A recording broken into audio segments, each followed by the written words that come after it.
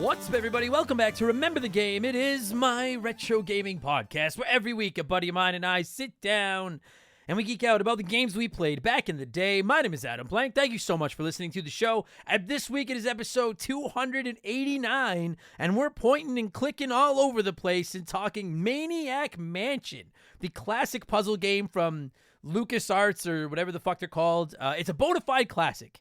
It's use voice on microphone. See, I'm in point and click mode this week. I get it. If you've never played it, you control a high schooler named Dave and his friends, and you have to break into this mansion and rescue Dave's girlfriend Sandy, who is kidnapped by the folks in the mansion because they want her brain. And a meteor crashed near the mansion and made them all crazy. It's a weird game. You pick two kids to work with Dave every time you play, and there's 6 selectable kids, and they each have different skills. So the game's puzzles can be solved and navigated in multiple ways depending on which kids are in your party. It's a pretty inventive game, quite frankly. It's pretty wild.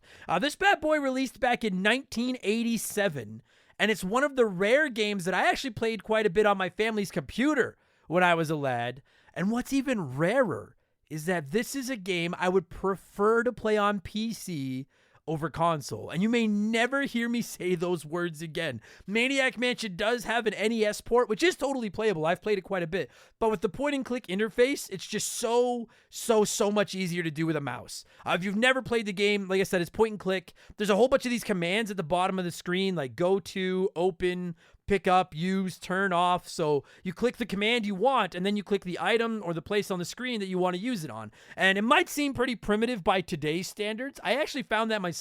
Replaying this for the first time since I was a kid, it was kind of archaic and a little slow compared to when I was messing around with the game as a child. But it really was a groundbreaking title. It's funny, it's clever, it is freaking tough. I've never beaten it, and it's a pretty fun game. My buddy Daniel says he has beaten it. I don't know if I believe him, but he says he has beaten it, and he's my guest this week to talk about trying to save people from mansions full of maniacal maniacs. And we'll get there in just a minute, because speaking of maniacal maniacs, it's time for another edition of the Remember the Game infamous intro. Dun, dun, dun, dun, dun, dun, dun. And if you're new to the podcast, welcome aboard. Consider this your warning. Our intros are kind of long, but they're fun, and skipping them is genuinely a million times easier than beating Maniac Mansion. If you want to skip it, you just go to about the 30-minute mark. You'll be ahead. But I recommend listening. We talk video games and stuff. Our intro is a lot of fun. It's good times. It's fun. I do have to do my plugs. Let me keep some bills on around here, okay? Check out all of I'm going to try to change it up a bit. People have said you always do the exact same plugs, which fair enough. So it's hard to kind of change up the autopilot thing, but we have all kinds of merchandise, and you can find it all at rememberthegamepodcast.com. I love it. It's like some cool video game stuff. We have mashups of various video game characters. We pay tribute to the Sega Genesis. There's a Saturnian World Order t-shirt for you Sega Saturn weirdos. Some really, really cool stuff. You can find it all at rememberthegamepodcast.com.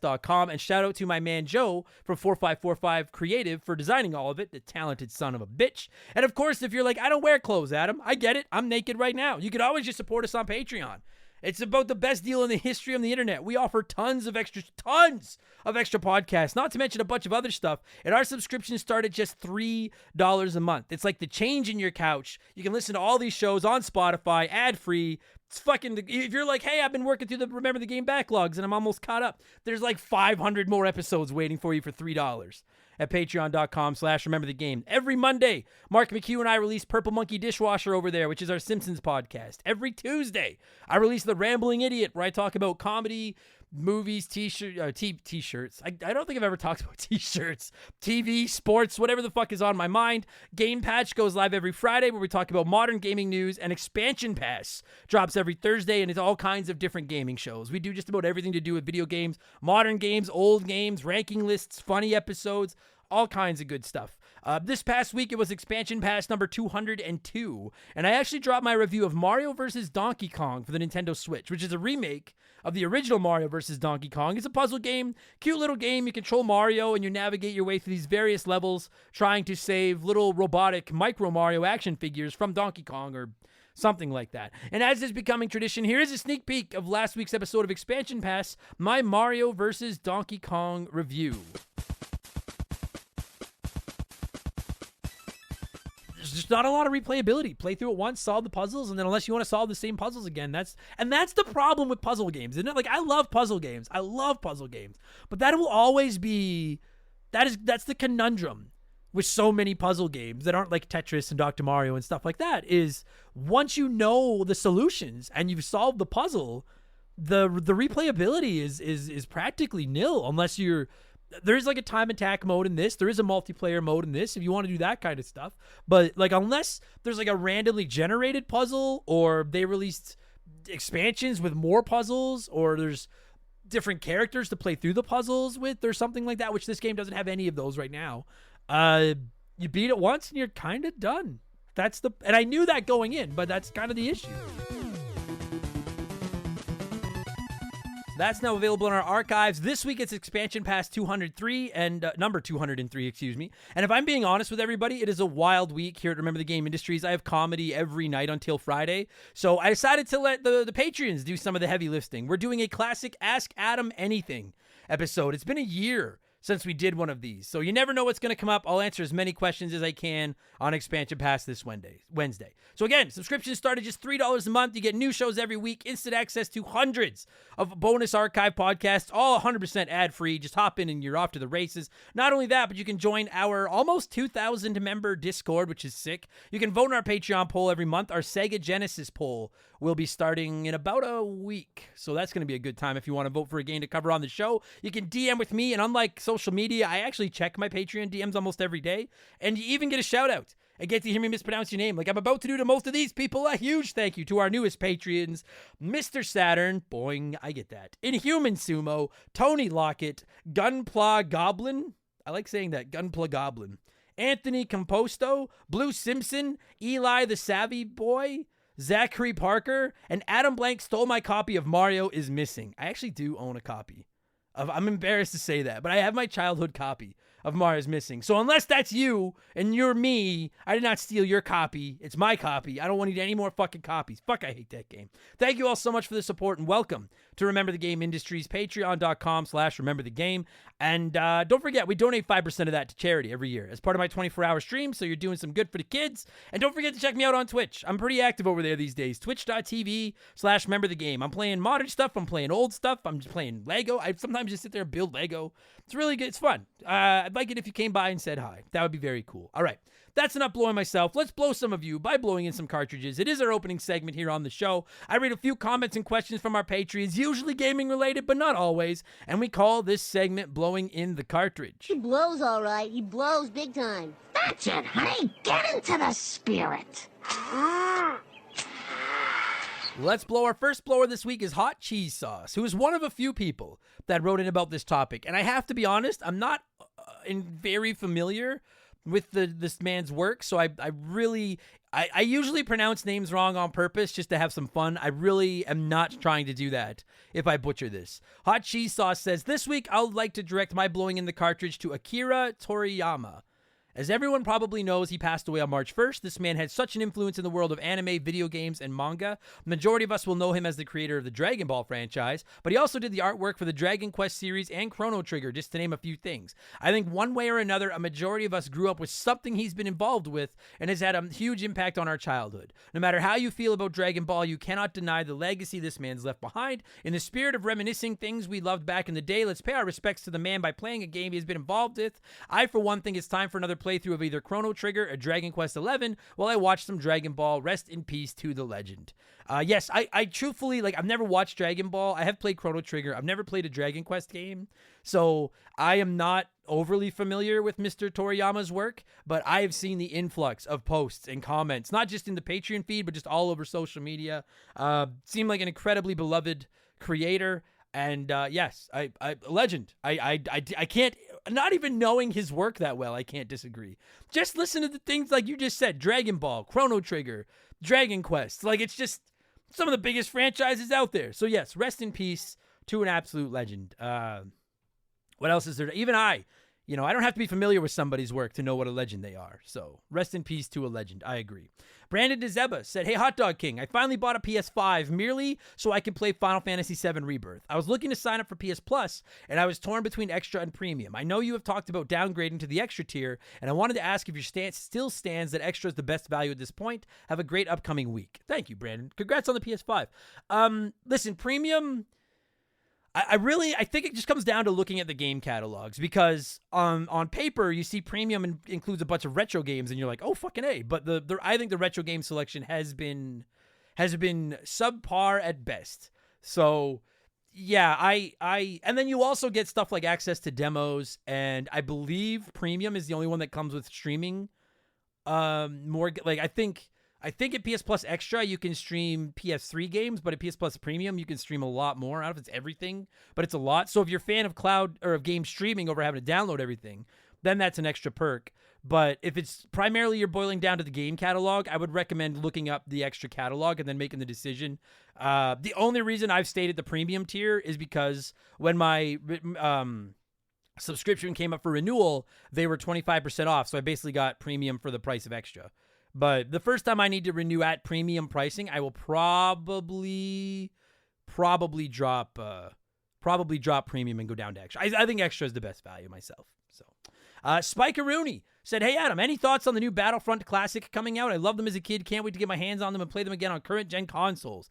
I've never played the Star Wars Battlefront games. People have been telling me for a while to play them. They were on one of our Patreon polls and came pretty close to winning. I think it was the PS2 one. It came up short. I think it's awesome that they're being re-released, because I think anytime a classic game gets re-released, that's a good thing, because game preservation for the win. People have been asking me if I'm going to play them. I might at some point. I don't see myself picking them up day one. I'm pretty tied up with Final Fantasy VII Remake, and I'm still working on Cyberpunk, and I got WWE now, and I'm pretty stoked about Rise of the Ronin, and Peach is right around the corner, and I don't see myself getting them event right now, but at some point I might grab those Battlefront games. I didn't like Star Wars until about 5 years ago, so I'm still catching up on Star Wars games, but now I get it. May the Force be with you. See, I get that, and that reference makes sense. I get that. Moses McGillicuddy said, "I recently upgraded to the higher Switch Online service and started playing GBA games for the first time. Minish Cap and Metroid Fusion are fantastic. I'm kind of blown away. Any systems you were late to surprise you like this?" Honestly, as lame of radio as it is, same system. I hardly touched the GBA when it came out. That was in my early 20s. I was kind of out at the bars and stuff. I wasn't playing as many video games. And now that I'm going back and playing all these GBA games, I am like, dude, this would have been one of my favorite consoles of all time if I had played the GBA when it launched. It was like a portable Super Nintendo. I just think their games are brilliant. They're beautiful to look at. They're super fun to play. They've aged incredibly well. And yeah, I'm on the exact same page. The Game Boy Advance is the system that I am the most impressed by. For all of you that keep telling me you also need to review, insert your Game Boy Advance game of choice here, I hear you. I'm interested in playing more of them. I got to get through Golden Sun right away, that's another one I'm working on is Golden Sun. I got to get through that right away so we can review it. I am Team GBA. All the nights I wasted out at the bars being an asshole when I could have sat inside playing GBA. Or I guess I could have brought it to the bar, but anyways. Joey Jojo Jr. Shabadoo, which is the worst name I ever heard, says, "Does sitting down to play games ever feel like work to you? I'm imagining there must be some sort of stress looking at the digital backlog of certain games you'd rather not play because you're not in the mood at the moment, but you have to, since you've promised your listeners. I get that you don't want to come off as complaining. I'm just really curious on how you approach gaming mentality when it becomes part of your job and daily routine." Yeah, honestly, and you're right. I don't want to come across as complaining. I'm not complaining. Give me this over driving my forklift back in the day, any day of the week. This is fucking awesome. But yeah, there are days where playing a game, it's like, feels like work maybe is a little bit of an exaggeration, but there are times where I have to play something that I really just don't feel like playing.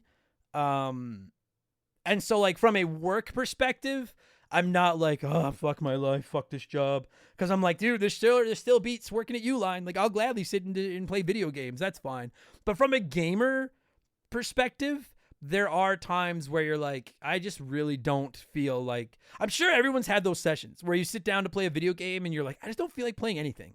Or you're like, I bought this game. I feel like I need to finish it even though I don't really want to play it. That's kind of what it is. It's less about the work and more about just, I would rather, what's an example? I didn't hate Maniac Mansion, but like, I did, after a couple of sessions of Maniac Mansion, I was like, okay, I think I've had my fill of this. But I was like, I really should do a couple more sessions just so I'm really familiar with it for the review. But I had Final Fantasy VII Rebirth sitting here, and I was like, I would much rather be playing Rebirth than pointing and clicking my way through fucking Maniac Mansion again. So it's not so much work as it is just like, it does change the way that I enjoy the hobby, if that makes sense. But if that's my biggest problem in life is I have to play games I don't want to play, then sign me up. That's fine by me. It has changed the way I look at games, though. Yeah, 100%. Darbles said, greetings, Adam, long-time listener, first-time poster. It's the truth. I believe you, Dar. I've never met a dishonest Darbles. I believe you. I had a question come up back in the intro of episode 157, but I wanted to wait until I had caught up with the backlog to ask it in case someone else has already asked. In blowing in the cartridge, Slick Rick asked, what is a franchise you don't want to see remade, give it a sequel, or leave it alone? And your response was Super Mario RPG. You said, never, ever, ever touch that game. Now that we have a remastered version, do you still feel this way? Would you have rather them not touch it, or do you like what they did with it? I think if anything, it brought attention to this franchise, and now they'll see there is interest in it. Maybe you'll get your sequel as well. Keep up the amazing work and have a great day. P.S. If we are all hot dogs, does that make you a hot dog vendor or the king of the wieners? That's a good question. I'll be king of the wieners. I would love to be. If you could all please refer to me as the wiener king moving forward, that would make me feel good about myself. How do I feel about the final? I mean, if you're interested, I do have a full review of the Mario RPG remake available in the Expansion Pass archives for $3 a month at patreon.com/rememberthegame. But I thought it was very good. And when I said that I never wanted to see that game touched, I think it's because it's like Earthbound. Like, would I love to see a remake or a remaster of Earthbound? Fuck yeah. But I'm terrified that they're tinker with something that already is a masterpiece. And that's how I felt about Mario RPG. I do think that the remake is very good. There are a couple of things about it I don't love. I think they made the game that was already easy even easier. But I do agree with you that it brought a classic game back to the mainstream, brought a whole bunch of new people into the fold for the first time. Hopefully, it showed people how great Mario RPG is. And I'm glad it worked out. But if you had asked me years ago, like they did in episode 157, do I want to roll the dice on remaking it and messing with its legacy? I probably would have. I would have said no. I'm just glad that it ended up working out. They didn't butcher it, because it would have broke my heart if they had remade Mario RPG and just fucked it up. So, thankfully they stuck the landing. Donkey Schlong 2, Donkey Schlong 2, Diddly Schlong's Quest. Sounds like a Ned Flanders thing. Wrote in and said, when you were a kid, did you bring your game cartridges to school and let classmates beat hard or confusing parts of games for you? I remember giving my Mario 64 to someone for the night because I lost my hat and I had no idea where to find it. That goddamn monkey. Likewise, I remember upgrading other kids' bomb and arrow capacities in A Link to the Past or beating particularly hard levels in Super Mario World.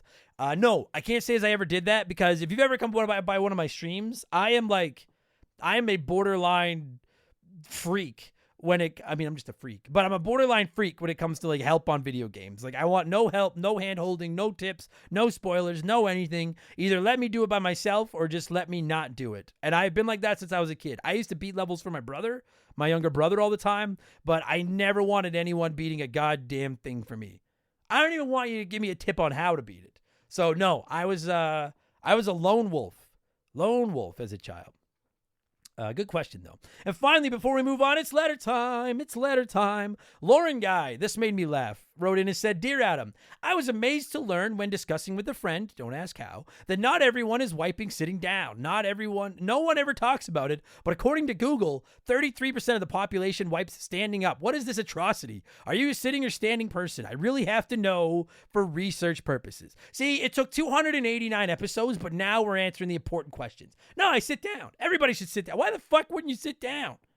That makes no sense. I don't believe everything I read on Google, but if that is true, 1/3 of the population are secretly serial killers. Sit down. Who doesn't enjoy a good sit? I don't know. No, sit down. That's craziness. And then you rock the bidet and yeah. Anyway. That's either the best or worst letter time lever of all time. Thank you so much for all the submissions, everybody. I very much appreciate it. We got to keep this ball rolling. And before we get into the official game show of Remember the Game Industries, it is time to check in with our partners over at Ourcade. Ourcade is this rad new browser arcade where you compete in classic games and win cash prizes. And last week I gave out our first weekly Remember the Game cheat code, and I have some leaderboard leaders to shout out and a new cheat code for everyone to scoop up for some free credits this week. Now, first off, a few Ourcade updates. This is sweet. They've introduced player ratings for each individual game. Your rating will be calculated via a top secret formula that combines both your all-time high scores with your recent scores, and then it slots you into one of 3 leagues. Coral, which is for the entry-level players. Emerald, which is for the mid-tierers. And Indigo, for the top ranks. And shout out to anyone that gets that reference, you pocket monsters. These guys know their gaming. That is a nice pull right there. Indigo for the elite players. That's good stuff. As you get better at the Hourcade games, you improve your ratings, you climb the ranks, you go to bigger tiers, and you compete for bigger and better prizes. And I like this because part of the reason I don't play online games often is because I get stomped whenever I try. These guys are making sure everyone matches up against players at similar skill levels, people stay competitive. Very good stuff. They also wanted to let everyone know they're making adjustments to Ye Olde Pong and Cade Runner as we speak, making them bigger and better, and they'll be reaching out to players this Friday. This is important. They'll be reaching out to everybody this Friday via email to start the first round of payouts. Sick. I said you play games, you win cash. They're reaching out Friday. I promise shout-outs to the players atop the Remember the Game leaderboards after the week was done. These are the people that used last week's Remember the Game cheat code to play at Hourcade, all right? For Ye Olde Pong, our top 3 finishers in third place, Smituation with 39 points. I love Ye Olde Pong and I can't crack 39 points. That's a good score.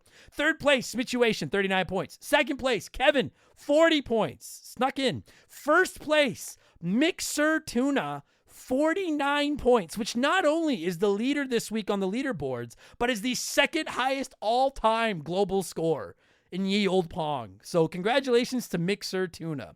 And over on Cade Runner, in third place, we have Max Ping Mikey with 8,865 points. In second place, Mixer Tuna with 9,090 points. And in first place, Adam Blake. It's me, 9,608 points. I am on top. Come on. To quote Raphael, come on. How you guys expect to beat me? If you think you can beat me at one of these games, come prove it. I have a new cheat code this week that'll get you 25 free credits and a crack at the Remember the Game leaderboards, all right? So to enter this code, hit the reset button in the navigation bar. And as far as what the code is, I'm going to make you work for it. Listen up. It's 6 letters. It's the name of a classic Sega villain. He kind of looks like Jim Carrey, and a certain hedgehog is always egging him on, man. If you can solve that cryptic puzzle, enter your cheat code at Hourcade.io, scoop up some free credits, and try to beat me at Cade Runner. Somebody's gonna. I will be giving shout-outs to our leaders on next week's show again. I've tossed a link to their website in the description of this podcast as well. Go to Hourcade.io today to compete totally free for cash prizes and use this week's cheat code to get some credits and access to Remember the Game leaderboards. That's Hourcade.io.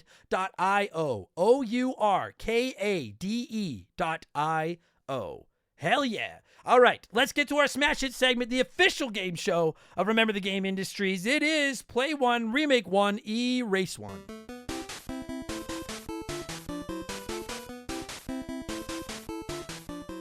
And a huge thank you to Classic Concentration from the NES for unknowingly providing us with the theme music for the show. The rules are simple. Every week I give our Patreons 3 retro video games. They can play one as it was released, remake one as a modern game, and the third is erased from time forever. As always, there are no wrong answers, but there is a right one, and we'll get there in just a second. And this week we're talking Maniac Mansion, so I went with 3 more of those Lucas point clickers. You have Indiana Jones and the Last Crusade, Sam and Max Hit the Road, and The Secret of Monkey Island. And this one was close. The top 3 finishers in the poll had 23%, 22%, 21% of the vote. It was all over the place. But the winner, 23% of you said play Sam and Max, remake Monkey Island, and erase Indiana Jones. So let's see what a few of you had to say here, and then I'll tell you what the right answer was. Hokey Riff said, this is like picking my least favorite child, and now I have to sacrifice one of them in Molly's food dish. I'm going to play Indiana. I don't think I finished this one when I was younger. I need to give it another crack. I'm going to remake Sam and Max. The original needs a brand new coat of paint and some new audio to make it shine like the gem that it is,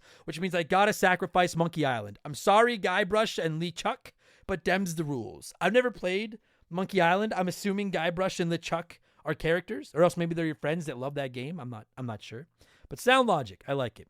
Horace Earl said, play Monkey Island. Always enjoyed that one, and I could do it again. Sam and Max was one of my first ever games, and those two are a dope combo. Remake that and make it look sharp. And then erase Indy, because it's just another indie game, and Indiana Jones is a B-rate franchise for me at this point. Really? Wow, I like Indiana Jones. I mean, the 4th movie sucked, but I like Indiana Jones. But I can get on board. Listen, I love Sam and Max, so I can get on board with your logic for sure. Conebread said, I would play Sam and Max. How is it, I would play Sam and Max how it is. Oh, I would play Sam and Max how it is, excuse me. Because you can easily lose the charm remaking it out of these three. Remake Secret of Monkey Island in the style of Return to Monkey Island because I like Return to Monkey Island's art design. And erase Indiana Jones because he's just a guy who runs away from rolling boulders and swings on ropes occasionally. It's not a rope, it's a fucking whip. I guess he's got ropes too, but he's got a fucking whip. It's not, it's the stakes are what bother him. Show some respect, Comebread. Johnny from Virginia said, hey, Adam, I'm playing Indiana Jones because I love this area of point and clicks and never got to play it. I'll never erase anything Monkey Island, so give me a proper Switch remake. And erase Sam and Max because I have to get rid of something, even though it's one I'd probably enjoy. But again, I'm saving MI. Oh, Monkey Island. I was like, Mission Impossible? What the fuck is MI? All right. You're speaking in codes, Johnny, but I get it. And Lee Carvello's Putting Challenge, it's a nice handle, said, I'm going to play Monkey Island. I've bought the game twice in my life and still haven't finished it. Maybe it's time. I'm going to remake Indie based solely on the name brand. I'm going to get rid of Sam and Max because they got their second win like a decade ago, and that was good enough. The fuck it is. I like Sam and Max. God damn it, Lee Carvello. I'm actually going with 21% of you, one of the runner-ups, as did I Looked at the Trap Ray, who said, this isn't even a hard choice. I'll play Monkey Island. It's timeless as it is and already has a solid remake as it is. I've never played Sam & Max, so I'll remake that, then strap myself in. And lastly, I'll erase Indie. The choice to erase this is easy, as we already have one of the greatest adventure games made in Fate of Atlantis, so I'm sure The Last Crusade disappearing won't be that great of loss to anyone. Way different logic, but same order for me. I'm going to play Monkey Island purely so people will stop asking me to play Monkey Island. That's the reason. I'm going to remake Sam and Max because I liked them as a kid and I think they're funny. And I'm going to erase Indiana Jones as well, just because I'd rather play a modern, like I can't wait for the new Indiana game, but I would rather play Indy as an adventure, like a fast game, as opposed to pointing and clicking and stuff. So that's my logic. Thank you to everybody that wrote in and played along as well. As always, I appreciate it. What have I been up to over the last 7 days, video game-wise? I've been playing Balatro. I don't even know if I'm saying it right. Someone says I'm not. I don't know. But it's that new poker roguelike, which is fucking sick. If you haven't played it, check it out. It's fucking awesome. I've also been playing Final Fantasy VII Rebirth. It's fucking sick. If you haven't checked it out yet, check it out. It's fucking awesome. I'm also playing WWE 2K24. It's fucking sick. I'm really enjoying it. If you haven't checked it out yet, check it out. It's fucking awesome. 3 really good games. And then when I'm not playing modern games, I'm plugging away at Golden Sun and I'm plugging away at Super Star Wars, which is going to be next week's episode. And I don't know how good of a review it's going to be because as of this recording, I've been playing it for about 2 weeks and I'm on level 4. That game makes Super Ghouls and Ghosts look like a walk in the park. Buddy, Super Star Wars is fucked. But it's pretty cool. So we're going to review that next week. That's what I've been playing these days. So we're going to cut out here. I need a drink of water. We're going to let a sponsor come in, peddle their wares. And then when we come back, it's all Maniac Mansion. All right? We will be right back after this. This is an ad by BetterHelp. A band once said, work sucks, I know. And I think most people agree with them. Workplace stress is now one of the top causes of declining mental health, with 61% of the global workforce experiencing higher than normal levels of stress from their jobs. And while walking away from your job might not be an option, taking a little time every day to focus on yourself and your mental health can make a huge difference. I know in the summer I try to get outside every day, get a little bit of sun, and just enjoy the outdoors. It really helps. At least until my allergies attack, and then it's ugly. It's important to take steps to combat work stress, and therapy can be a huge one. It's not just for overcoming trauma. Therapy can help you define work goals, set some work boundaries, develop coping skills. It's like a cheat code for life. And if you're thinking, man, I'm too busy for therapy, well, look into BetterHelp. They make therapy as convenient as possible. You can meet with one of their over 30,000 therapists online and on your schedule, just like over 5 million people around the world already have done. As the largest online therapy provider in the world, BetterHelp can provide access to mental health professionals with a diverse variety of expertise. Unwind from work with BetterHelp. Our listeners get 10% off their first month at BetterHelp.com/rememberthegame. That's BetterHelp, HELP.com/rememberthegame. We've had some great partners over the years here at Remember the Game, but I don't know if any of them have hit home for me quite like Hometown Hero does. No pun intended. Don't start. It's a transparent, honest cannabis company that helps people and gives back to those that have served their country at the same time. I mean, come on. As soon as I read about these guys, I knew I wanted to work with them. Hometown Hero is a cannabis company out of Austin, Texas, and they were founded back in 2015 by a U.S. veteran. They have two goals: create premium hemp products that can help everyone, and to support veterans by donating a portion of those profits to organizations set up to take care of those who have served. Hometown Hero products are of the highest quality, and everything they offer is made right there in the U.S. of A. Gummies, caramels, chocolates, drink mix, there's something for everyone. And what's more, their hemp is grown locally in Texas, which is something they should and do take a lot of pride in. And they offer certificates of analysis for everything they sell, because they want to be clear that their products are as advertised, both in terms of potency and ingredients. No contaminants, you get what you pay for. Just how they conduct business is enough to get my good eyes' attention, but when you circle back to the fact that the company was founded by a veteran and they put such heavy emphasis on supporting veterans, this isn't just lip service. I'm not reading a script I was given here. I'm proud to have Hometown Hero associated with Remember the Game. Reclaim your evening. Visit hometownhero.com and use code RTG to take 20% off your first purchase. That's hometownhero.com, code RTG for 20% off your first purchase. All right, let's talk Maniac Mansion. As always, I like to give the patrons a chance to sound off on the game we're covering before my guests and I hog the microphone. And we had a lot of comments this week, so let's rip through a few of these. David Dryden said, I love this game. It was very tough but enjoyable. You could do insane things like causing the reactor to melt down or microwaving a hamster. Of course, we knew the hamster was coming up. The game was fun, even though there was a nearly pointless character and two characters that were identical. It took me years to be able to beat it.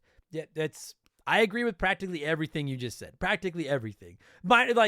The causing the reactor to melt down isn't fun, though. That fucking pissed me off when I lost a good run because the stupid house blew up. But we'll get into that in a second. Mark Sneed said, oh man, I have been waiting for this one. I played the absolute hell out of this game. I loved all of the different endings. I think I ended up with a strategy guide that helped with finding the different Easter eggs. And yes, I put the hamster in the microwave. I'll take my double secret probation now.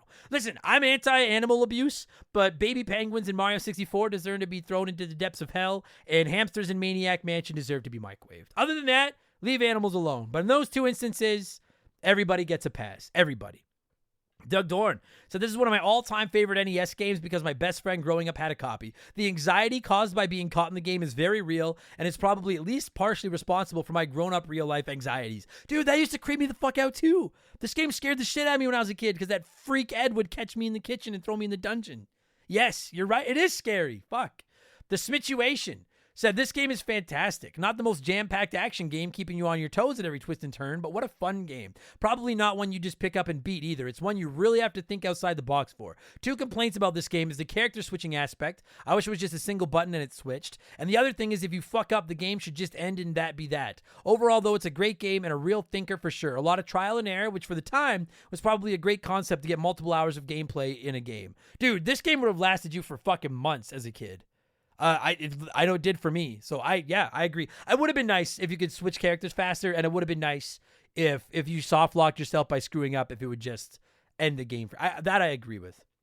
And Kugda, this is a long one, and I don't usually read ones this long, but I thought it was well written, so I'm going to go fast. All right. Kugda wrote in and said, Maniac Mansion was the very first video game that belonged to me and not the family. The game started me down a path of loving all kinds of games and spooky mansions like Resident Evil and Luigi's Mansion. I love everything about this game, and it's my Super Mario world, but this game scared the shit out of me. After my initial attempts to gain entry and being caught by Nurse Edna and Weird Ed, I'd often fire up my new game and unlock the front door and just stood outside the house trying to build the courage to enter the mansion. I'd often beg my older brother to brave the mansion for me so I could at least see further into it without fear of going in. Maniac Mansion was a big title for me because it changed everything I knew about gaming. Up until I played Maniac Mansion, every game involved killing your enemies, defeating the big baddie. In Maniac Mansion, you can't kill your enemy, but you have to avoid them, meanwhile using your brain to solve multi-step puzzles with a team of 3 characters that you pray can be good enough to solve all the puzzles. I absolutely loved watching Adam play this game on stream, as I played it to death and I know every single puzzle by heart. It was a nice change of pace to watch someone try to play the game with new eyes. I just wish he'd have the time to enjoy it like the fine wine that it is and not be rushed on to other games, but I get it. If anyone is interested in this game, I highly suggest you try out some of the hot remakes done by fans of the series,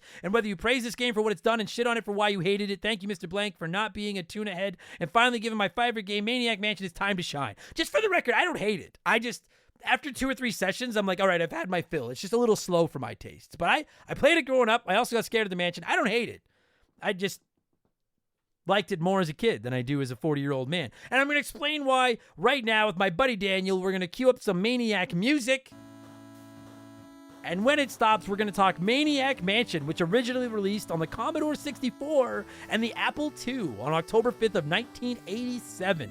Enjoy the podcast, everybody. Let's go.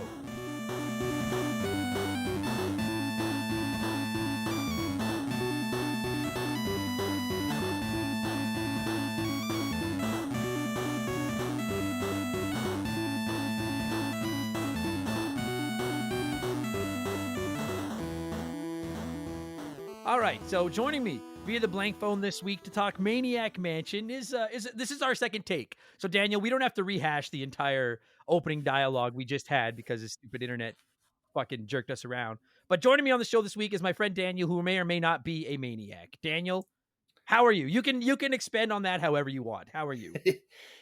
I have been voted most likely to be a maniac. I'm just going to leave it at that.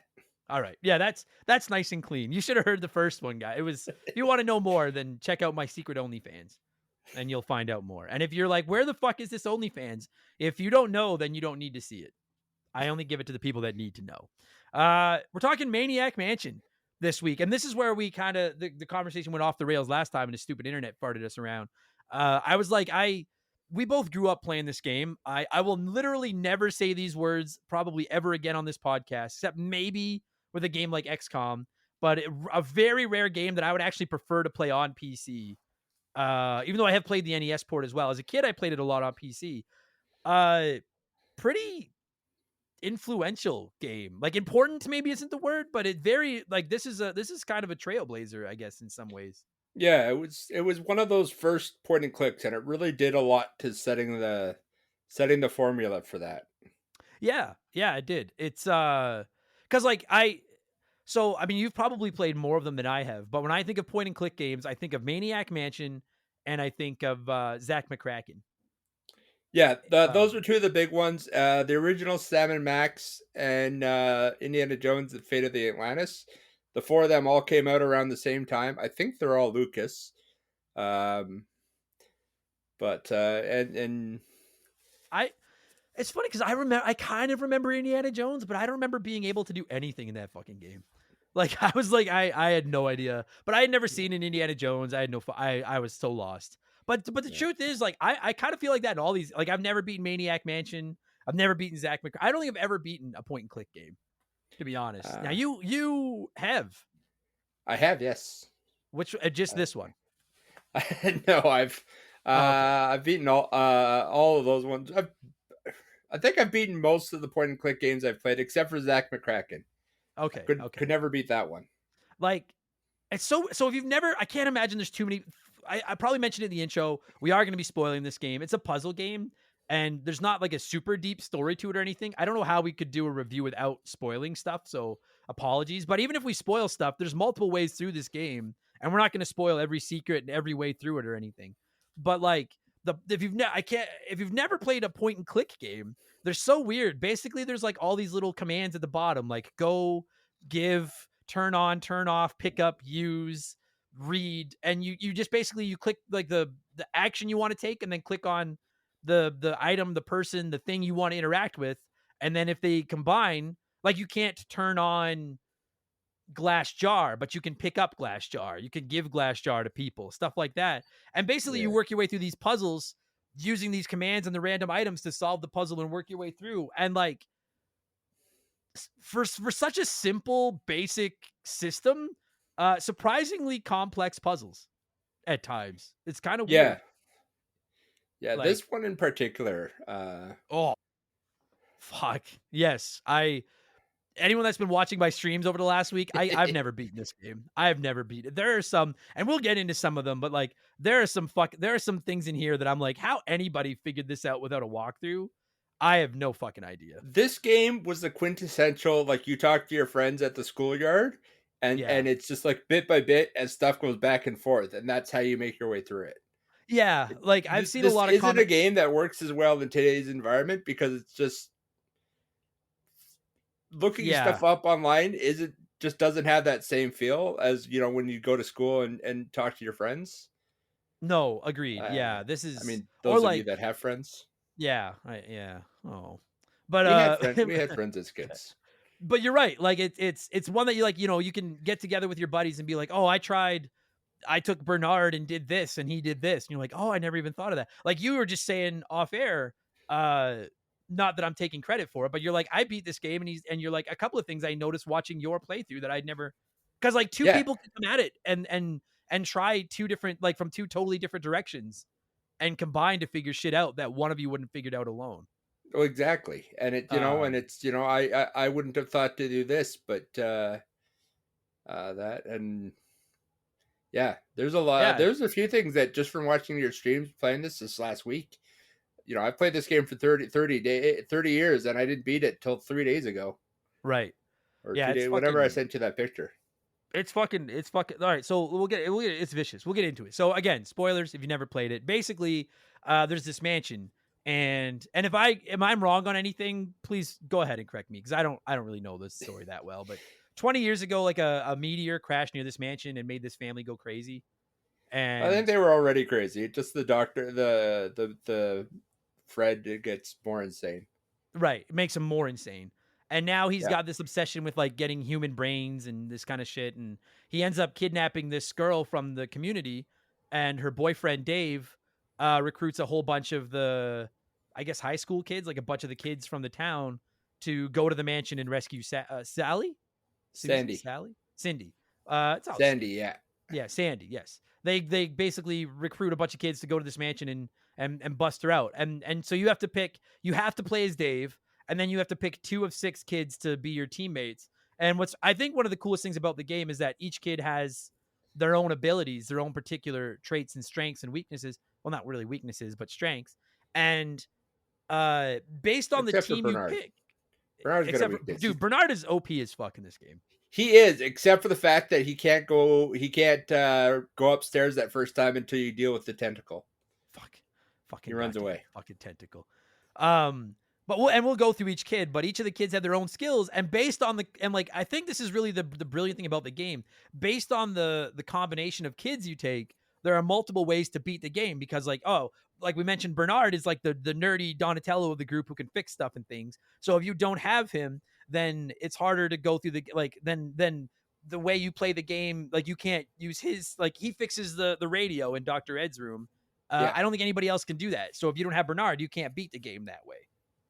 yeah, And exactly. stuff like that. And it's really, I think it adds, quite frankly, like if you've got the patience for it, it adds a lot of replayability because you can take not endless, but there's got to be half a dozen different combinations of kids you can take into the game and find different ways through it, which I think is, and the fact that it's very hard to soft lock yourself in this game unless someone dies or you waste, I think just the paint thinner is the only one that can fuck you over. The there's I know there's a few other things. The paint remover, and if you don't get the package, because there's only a couple people that can do anything without it. Right, right. So there's like So a couple of minute ways, but like yeah, it's pretty, like especially for a game from like the 1980s, it's pretty flexible.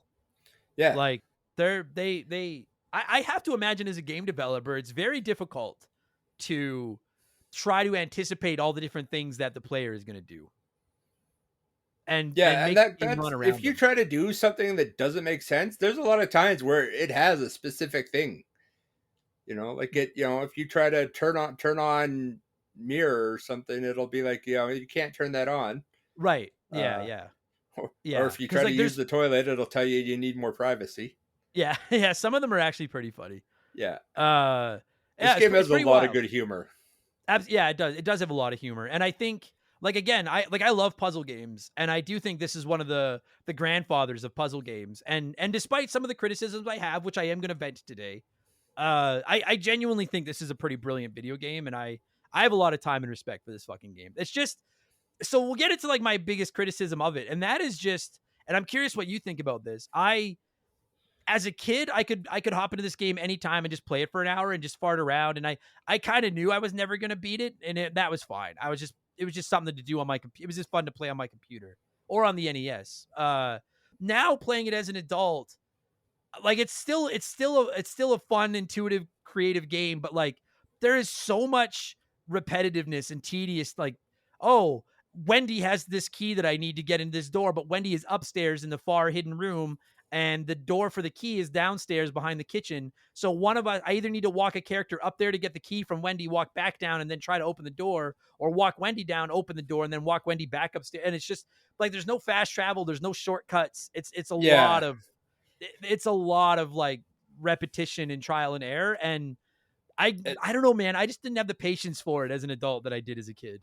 No, and it just like if you could say, like have somebody click on and had a room a map of the mansion saying, go to here, and then Yeah. click on somebody else, and then so while they were walking, Yeah. because this game does have it like active time, because there's times when Fred or Edna or the weird kid, Weird Al, or Weird not Weird Al, Weird Ed, are Weird walking Al. around, and Yeah. like that time is live, like because there's times like you have to get in someone's room, so you got to wait for them to leave, and then you've Yeah. got that 2 or 3 minutes while they're out before they come back and catch you. Yeah. And So I mean the game has like a living time frame in it, so it would make such a difference if you could tell somebody, okay, go here. yeah. Even if it was like, and I don't know if you can. I tried it a couple of times and I don't think it worked, but I'm not 100% sure. If I could like it'd be so nice if I like, so again, like, if I have a kid that's upstairs in the far hallway or whatever the fuck, the far room, it'd be so nice if I could open, like you said, open a map of the house, click the kitchen, and tell Wendy, like, go to kitchen. And then while she's making her way down to the kitchen, swap to one of the other kids Yeah. and do something while she's walking down there. Like, even just little things like that. And again, we're like, I'm not going to ding it points for this. It's a game from 1985. It was one of the first of its kind. It's pretty inventive for what it did. I'm just saying Oh, that, absolutely. Yeah. But like, it's, it'd be I don't nice. have the free time I had when I was 10 years old. Like it, No, agreed. I or the and that was patience. part of my problem with it. Was I just got to the point where I was like, fuck, I'm like, the third or fourth time I went in to play it, and then I realized, like, oh, the wrong kid has the item I need and he's in the dungeon. So now I need to get another kid caught, send them to the dungeon so I can get the key from the kid that's in the dungeon, and then he'll push the brick in the dungeon so I can get one of the kids out of the fucking dungeon. Like, Yeah, and my anyone that's solution played was this, just to put absolutely everything on one kid. right, Like unless that's, somebody needed yeah, something specifically because of their skills, yeah. and I mean Dave would just push the brick in the dungeon because that's all he's good for. Yes. Oh, dude. Right. Like, and okay. So I like, and I want to get into the individual kids. If you've never played this game, I hope any of this makes sense. It's basically, I'd swear Earthbound got their inventory system like it was inspired by Maniac Mansion, because Oh, there's no shared inventory. Each kid's got their own stuff. And I get that adds to the puzzles. I get it. It works for this system. It's just so infuriating when you realize two kids are super far apart and what you need is on one of the kids that you can't get near right away. It just, fuck. I really hope that I'm sure this makes sense to most of you, because I'm sure most of you have played this fucking game, or at least watched somebody play this fucking game. watch I Adam would play say it. You that's can learn probably a my lot of new swears. yeah, that's probably my biggest criticism. That, and then, admittedly, it's just like, again, these are more of just like, I know it was a product of the times. Boy, it's frustrating. Like, just using those point and click commands can get so tedious sometimes. It is, and I mean, like watching you play it on Nintendo. I never played it on Nintendo. Like watching Right. you when you were streaming it, I would have thrown the controller out the window, connected by Definitely. a cord or not. Yeah, definitely fucking, again, very rarely hear me say this. People say the NES port is great, and like, it looks nice and the music's good, but using the D-pad on the controller, and like, you can use select to fast scroll through a few commands, but as opposed to just being able to click and click with a mouse. Yeah. Oh, Well, dude, if you're even gonna like play it, on the computer, you can have the hotkeys, like your Kiwi or whatever, and all that right? corresponds to the commands, so you can just, Yeah, you know, much more enjoyable on a yeah, PC with a mouse, in my opinion. And you can get it on Steam for like $5. yeah, So if you listen exactly. to this and you're interested, and you know what, I'll ask you. Like, I borderline consider this game a must play for everybody. Like, at least once, just to see what I it's all really about. think, yeah, I really think you do. It's not the best point and click game out there. I could list 3 or 4 that are probably better, but there Yeah, is a classic element to this one. There's so much humor, yeah, um, and it has that grandfather, like you said, that grandfather thing where like this was maybe not the first one, but I think it was one of the first big ones. Yeah, yeah. And it's one of those games that like everybody knows. So let's Yeah, okay. So we basically set the table, right? This girl's been kidnapped, and Doctor Ed, or Doctor Fred what's his Fred? Excuse me. Yeah, yeah. Ed, Edna, and Fred. Fuck. What a And crew. cousin Ted, who's the mummy. Right. Right. Yeah, and cousin Ted the mummy, and then the two tentacles. Yeah. Uh, Crazy old Dr. Fred wants to rip Cindy's brains out and use them for this meteor or whatever the fuck. I don't quite know. And so you have to break into the house with these two kids and try to save her. And you can pick any combination you want. And I think that's really the cool. I think frankly that's my favorite thing about the game is being able to pick whatever crew combination of kids you want, because there's 6 additional kids that you can pick for your team, and they all have their own skills. So like let's rip. So like Dave is the one you have to play as, and I do find it just a little bit funny that Dave is the main character. He's the one that has to be in your team, and really all he's good for is getting caught early on in the game, going to the dungeon, and then just standing by the brick that you push to let everybody else out. Well, he Uh, has no unique skills. None. Like Like when I played this as a kid, I used to think he was the only one that could use the weight machine. me too. Yeah, Yeah. like as a kid, and then I can't remember if I saw you use it with somebody else. Like, oh wait, so he really has no other purpose. No, I Like thought at that as least well. the second most useless one can at least fix the telephone. Yeah, so Dave is the main character, and like he's her boyfriend, the Cindy, the kidnapped girl's boyfriend, and yeah, he is useless. And like there is one part where there's a like a weight machine, and if you use it, then they get I don't know if it works with the female characters. It's a game from Yeah, 1985. I it would be does. surprised if it doesn't, but Yeah, it I does. used it with Okay, Razor. I've used it with Razor and Wendy. So the okay. both of them. So there's like a weight machine, and if you go use it, then you get this like strength boost, and then you can like rip a rusted gate off of the wall or rip open the garage door. Like you can do a couple of lifting things that you couldn't do before. And I was under the same impression. I thought that Dave looks like the high school quarterback kid. I'm assuming that he's like the strong one. And then I didn't even know until playing it on Twitch, and I tried it with somebody and it worked. And I was like, oh fuck. Literally every kid can do this. So you're right. The one thing that Dave does is now not even unique to him. So you Yeah, have yeah. to bring him, and you basically lift up that doormat, find the key, unlock the mansion door, get Dave caught, just put him in the dungeon, and just let him stand by that brick, and then let the two kids he brings with him risk their lives to save his girlfriend. Yep, pretty much. Fucking Yeah, useless. that's exactly what I do with it when I was playing this. I go in, I get caught by the nurse in the kitchen so that I can have access to the kitchen, and that's it. That's the Yeah. last I pretty much use them. Odd. I guess it is what it is. Like I'm trying to think of like what skill is left that he could have that like I guess like there's not a lot else left, but I just find it so weird that like you would think that because you have to have him in your party that maybe he would be like the only one that could I don't know get Cindy out of the machine, like something, you know what I mean? Like Yeah, no, he's just useless. yeah. So fortunately the other 6 kids aren't. And I'll ask you Well, just off the gate, do you have a favorite of the other 6 that you can bring in? Bernard's my favorite. Bernard Yeah. and then Razor.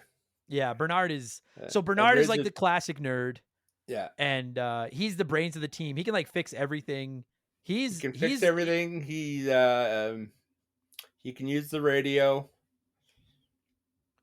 like I've never beaten this game. You said you beat it. What combination did you use? Razor and Bernard? The first time I did it with I know Michael. I forget who else I used.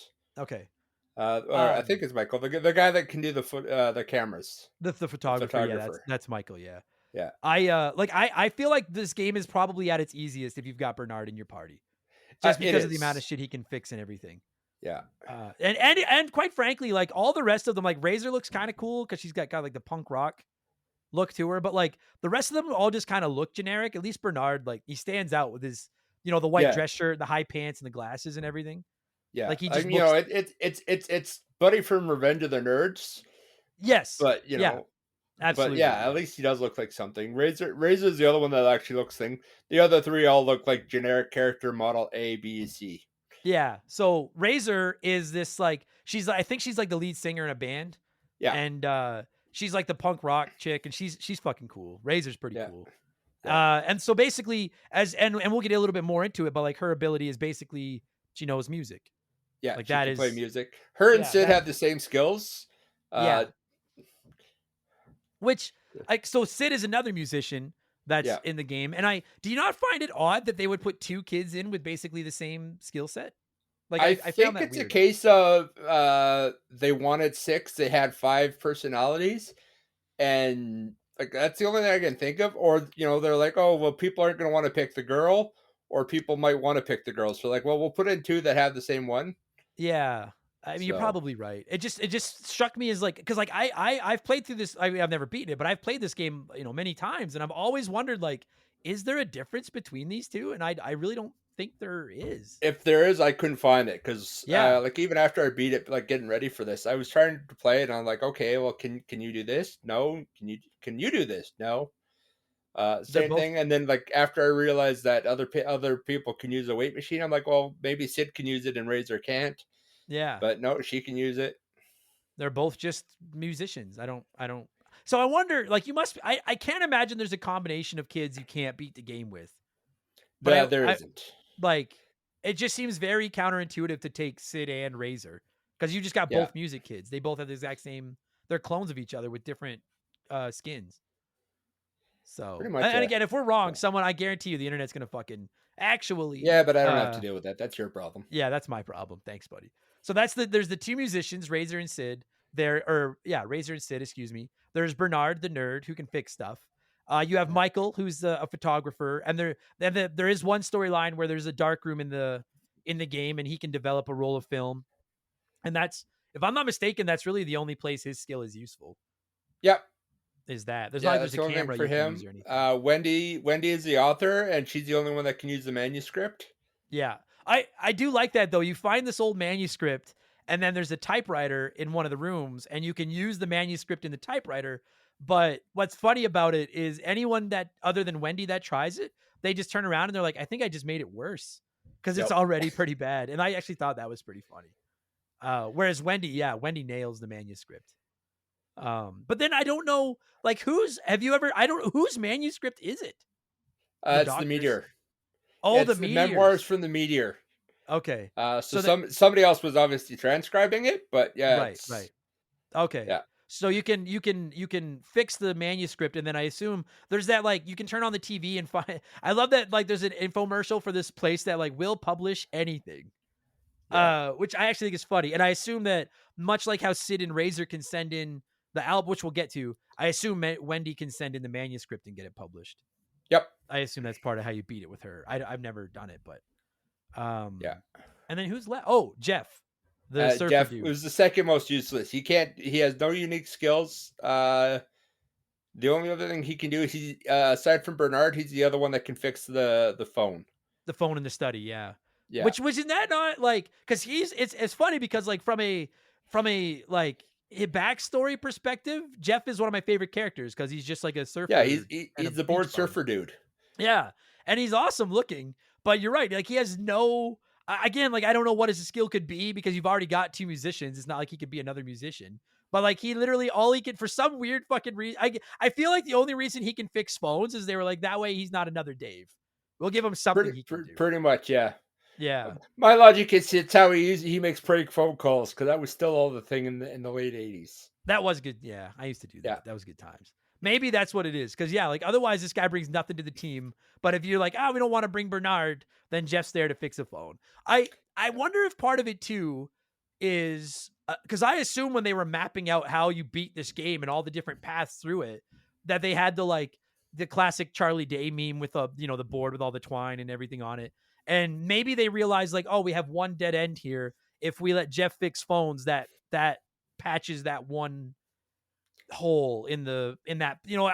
Maybe that's what it is. yeah. They needed another way to make that playthrough work or something. I don't fucking. That's the only I'm thing I can grasping think of. straws. And I mean that's not even a critical thing because the phone's only used to distract Edna, and you can do that by having somebody get caught and then doing the stuff in her room while she's dealing with that.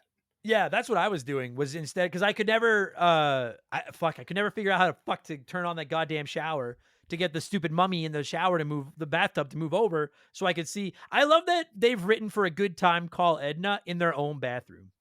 Yeah, That there's what the there's fuck? there's a few other funny things. There's when you get it into the lab, Dr. Fred has a periscope and it's looking into her window.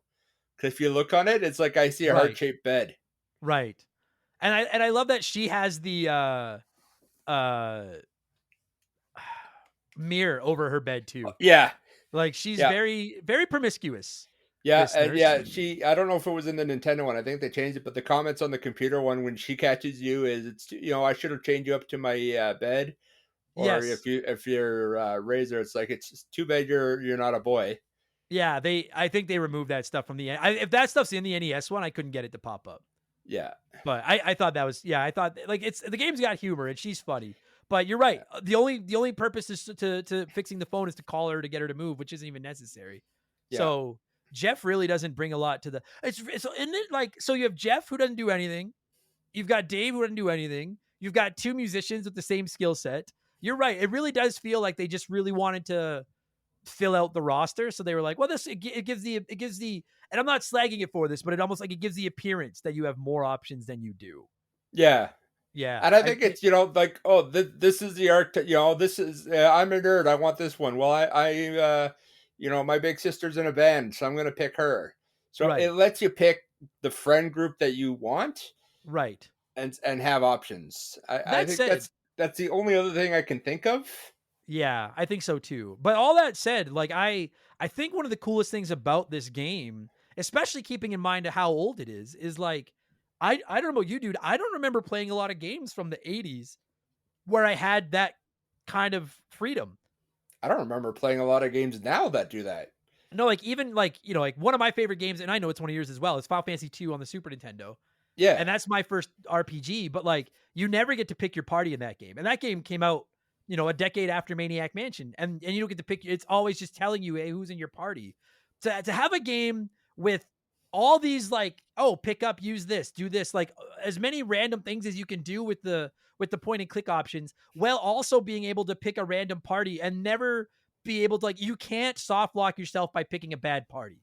You can fuck up while playing, but you can't oh, I didn't pick the right team. Like you can beat the game with any trio of the kids. yeah. That's really intuitive. Like I think the game deserves a lot of respect for that. I think that's really cool I think because so again, too. I if think, this and it's if not something I got carried into future point and click. Hell, even the sequel to this one, you have three characters and that's it. right, yeah, Day of the Tentacle, right? Yeah, Yeah, it's a really really impressive game. It's like I said, my qualms are not at all with how good the game is. My qualms are just after a few runs through, I'm like, all right, I've had enough of this. Like I'm yeah, just I like it'll probably be 20 years before I play it again, and then I'll have another week where I play it like crazy, and then I'll be like, all right, I've had it. I'll yeah. play it again in 20 years. Get a group of Um, 4 people together, start drinking, and play this game. Take turns playing this game, feeding yeah, off each other's failures. I think that'd be a lot of fun because I really will say too, like I was unable to beat it, but I and we're still gonna get into some of the puzzles and stuff in the game in a minute after the break here. But I highly recommend if you decide to try this game, like don't cave and use a walkthrough because it's like any other puzzle game. Like if you anyone that was watching my streams, there were several instances where I thought I was stuck, and you're kind of just walking around in circles and you're tempted to look up a walkthrough and you're like, I don't know what else there is to do. And then you realize like, oh fuck, I never tried giving a can of Pepsi to this man-eating plant in this study upstairs. And Yeah, you try that, you know what I mean? Like it's sometimes it's just that one random little thing will open up a whole new door and a whole nother chapter of the game yeah. to And keep if you're going. trying this for the first time, remember to push the red button.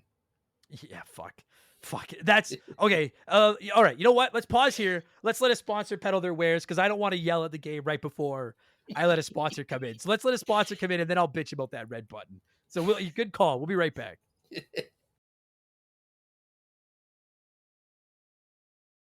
Okay, so we were just talking about that fucking red button. There's a pool in the backyard of this house, and it's full of like nuclear, like you can't go in. It's like radioactive water, but you can drain the pool, and you actually have to because there's some items you need at the bottom of the pool.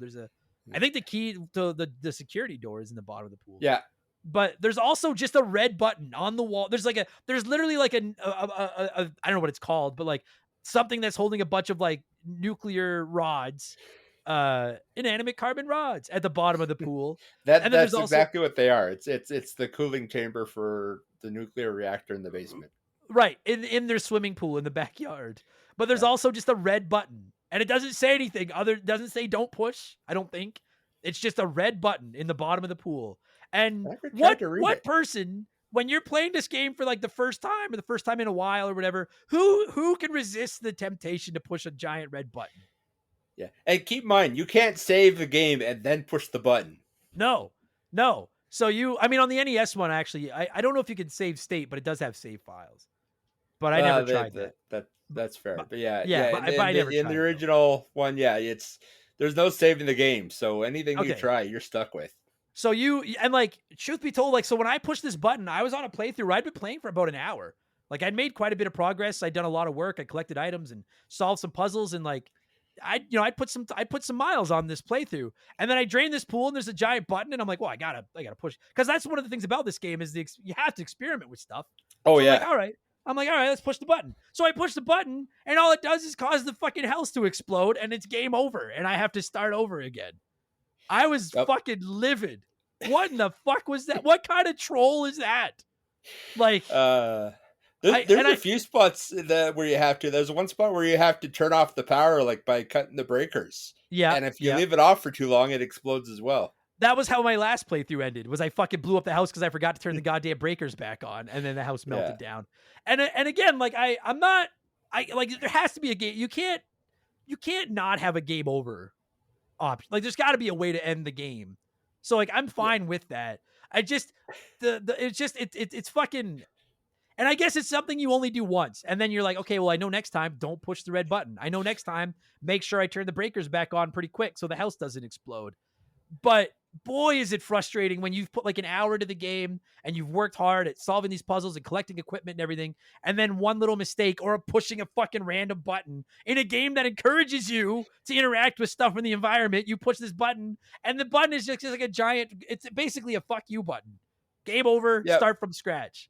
Yeah, it's Fuck. a troll button. It's such a fucking troll button. And I guarantee you when they were developing this game, they just laughed and were like, I guarantee you everyone that plays this game is going to push that button once and then learn never to push it again.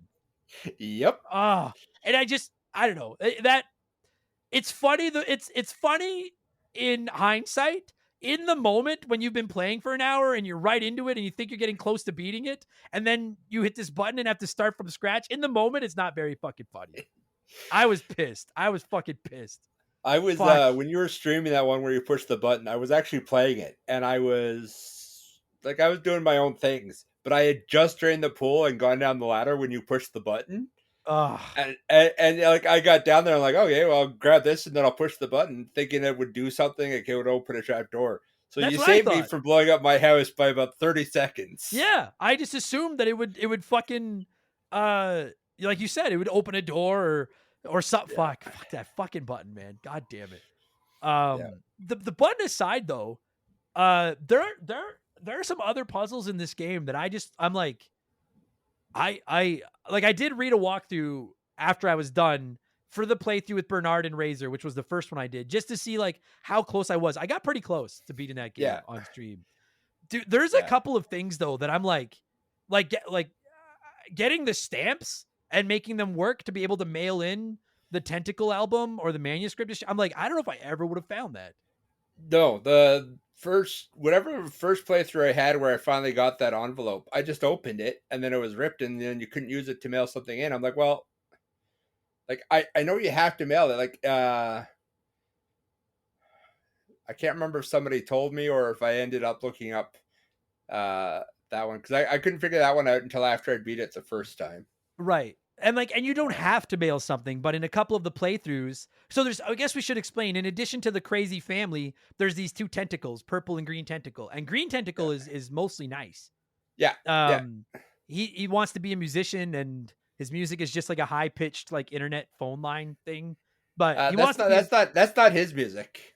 Oh, isn't it? I thought it was. The record that has the high pitch thing, if you read it, it says tentacle mating calls. Oh, fuck, that's funny. Yeah, if you record your music with Sid or Razor and give it to him, then he gives you a demo tape, and it's actually not bad. Oh, okay, that makes more sense. Yeah. Okay, yeah, I get it. Okay, so like the green tentacle is nice. Once you feed him a bowl of wax fruit and a can of Pepsi, that's his favorite food, wax fruit. then he'll Yeah. leave you alone. And actually, one of the ways to beat the game, because Purple Tentacle works with Dr. Fred, and Purple Tentacle is mean Yeah. and wants to When you kill get you. into the lab, purple tentacle. Basically, a lot of what you're doing is you need the stuff to get into the lab and something to get past purple tentacle. Yes, and Because one of the he'll stop ways, you from getting further. yeah, and one of the ways to get past Purple Tentacle is to befriend Green Tentacle, because then he'll rush to your aid, I believe. Yeah. And the way to befriend him is to mail his album, get his album out there. But Yeah. to get his album out of there, like you need to get Ed's package, which shows up at a random time outside, and then get the stamps off of his package. Then you need to get into the safe above Edna's room, which is a job within its fucking self, to get an envelope out of there. But then, like you said, you have to be careful not to rip the envelope. And then what do you have to? Do you have to like microwave the envelope or something? You put the envelope in the microwave with a jar of water. Like how the fuck? And then the steam, like who? How do you solve that? Yeah. Like I'm a grown man who knows how steam works, and I don't know if I ever would have solved that. Like that's fucking intense. I don't. Did you like? Would you? Fuck no. What Like the I said, fuck? I either looked. That was either one of the things I did look up after I beat it, because I couldn't figure that one out, or Right. somebody told me at some point. Oh my god, dude. Like what the fuck? That's like puzzles like that. Like there's a lot of easy puzzles. There's like there's a great okay, so there's I thought one of the cooler multi-step but not too hard to figure out puzzles are on the ground floor there's like a pantry, and there's a jar of developer on the top shelf of this pantry shelf. And when you try to get it, it smashes and the developer goes through a grate on the floor. And then there's a grate outside of the house that's stuck to the house. So you go upstairs, you work out on the machine, then you're strong enough to go downstairs, rip the rusted grate off the wall. Then you can get under the house where you could drain the pool and use a sponge to soak up the developer fluid so that you can develop the roll of film that shows up later. That one, like, I know it sounds complicated, but if you actually play through the game, that all kind of makes sense. Like you can kind of walk your way through all that one. Yeah. And there's a lot of great puzzles like that. But there are a few that, like again, like that fucking envelope where I'm just like, how does anybody? And then you have the envelope, you have the stamps, you've got either the manuscript or the album to mail in. You turn on the TV to get the address to where you need to mail it to. Then you use the typewriter to type on the envelope to fucking put the address in. Then you have to go out, put it in the mailbox, and then remember to lift the little flag on the mailbox so the mailman knows that there's something in there to come get. And then in like the hour you're in this house, this all happens. Yeah. And it's just it's almost like it's almost funny because it's so over the top. But it really it is like as a kid I was never solving that shit in a million years. No, it's Never. absurd taken to an absurd degree. Yes, it is. It's a But I lot, mean, man. like that's whatever. But no, Uh, agreed. Yeah, I like it. It's cool, and I think one of the coolest things about this game is just it's a big house. It's a mansion, and you just go through it and like interact with everything and start and like I think really the key to this, like no one's beating this game the first time they play it. Oh fuck no! Like you need to play If through it anyone over says and they over. did, you're lying. I'm sorry. Yeah, There's absolutely. no way. No way. You need to play through it over and over again and just kind of like, okay, so the last time I played, I found that envelope in Edna's office or her safe, but I don't know what the envelope is for. And now you're like, oh, now I've got a manuscript and I found an ad on a TV where I can mail this stuff to this company that'll publish anything. Clearly, I need to somehow use this envelope to mail this manuscript to this publishing company to get them to publish it.